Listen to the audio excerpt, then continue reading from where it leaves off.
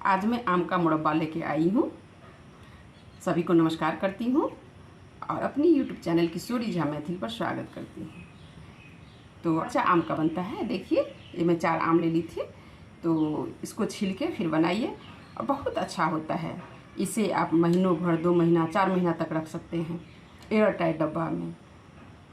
तो और मैं कुछ मसाला नहीं डालती हूँ, बिना मसाला का, ज़्यादा तेल नहीं और कोई मसाला नहीं। और कितना अच्छा लग रहा है देखिए। तो चलिए फिर बनाइए आम का मुरब्बा, आम का अचार। आम का खटमिठी बनाने के लिए खट्टा मीठा अचार जिसको बोलते हैं, बहुत टेस्टी होता है। तो ये मैं आम ले ली हूँ और इसको मैं छील लूँगी। इसी तरह से इसको भी छील लेना है, बस छोटा छोटा टुकड़ा में काट लेना है। लंबा पीस हो चाहे छोटा हो, जैसा आपकी मर्जी हो वैसे आप काट लीजिए। इसको ली हूँ, इसको इसी तरह से इसको सारे आम को छील लेना है। सारे आम को मैं छील ली हूँ। अब इसको मैं धोऊंगी। इस तरह से इसको लच्छा लच्छा जैसे काट लीजिए। अच्छा लगता है, लंबा लंबा में एकदम लच्छेदार बनेगा। इस तरह से मैं सभी को काट ली हूँ, धो के काट ली हूँ। अब मैं इसको बनाऊंगी। ये मैं गैस ऑन कर ली हूँ, कढ़ाई डाल दी हूँ। अब इसमें मैं तड़का के लिए तेल डालूंगी।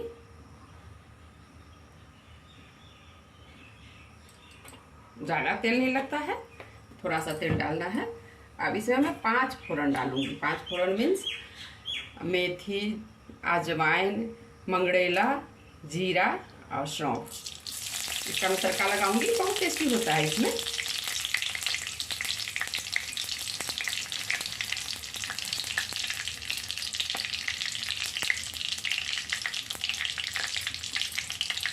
दो लाल मिर्च डाल दूंगी मैं तोड़ के।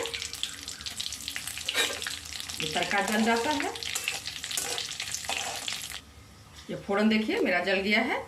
अब मैं इसमें ये कटा हुआ जो आम है उसको डाल देती हूँ।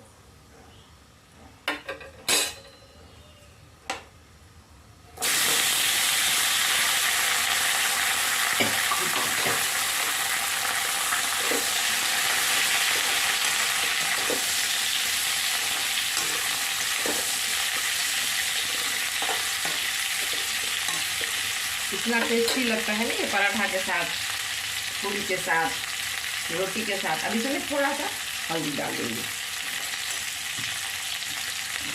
थोड़ा सा नमक डालूंगी। ये खट्टा मीठा होना चाहिए। 1/2 चम्मच मैं नमक डाल दूँगी। अब इसको मैं फ्राई करूँगी। 5 मिनट लगेगा फ्राई होने में, जब तक ये सीज जाए।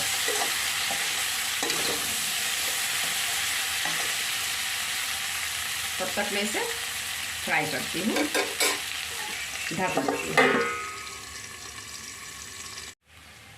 देखिए अब ये भून चुका है, सीज गया है। 5 मिनट हो गया है, पूरी तरह से ये सीज गया है।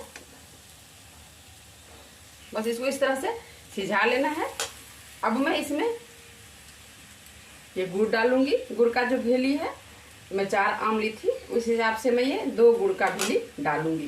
वैसे तो चीनी भी डाल सकते हैं, लेकिन गुड़ में ज़्यादा अच्छा होता है और फायदा भी करता है, इसलिए मैं गुड़ डाली।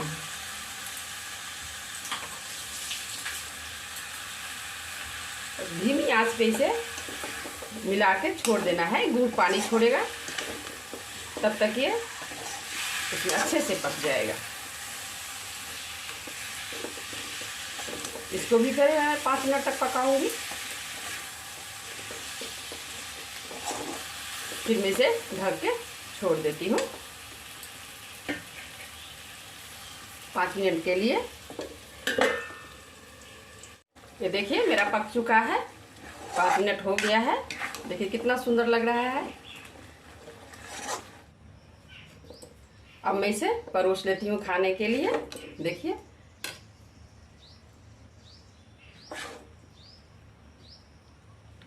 बहुत अच्छा होता है।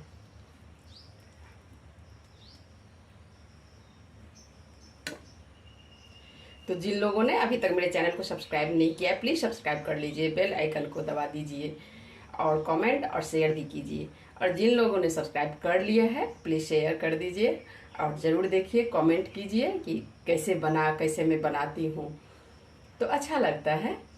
तो वीडियो देखने के लिए धन्यवाद।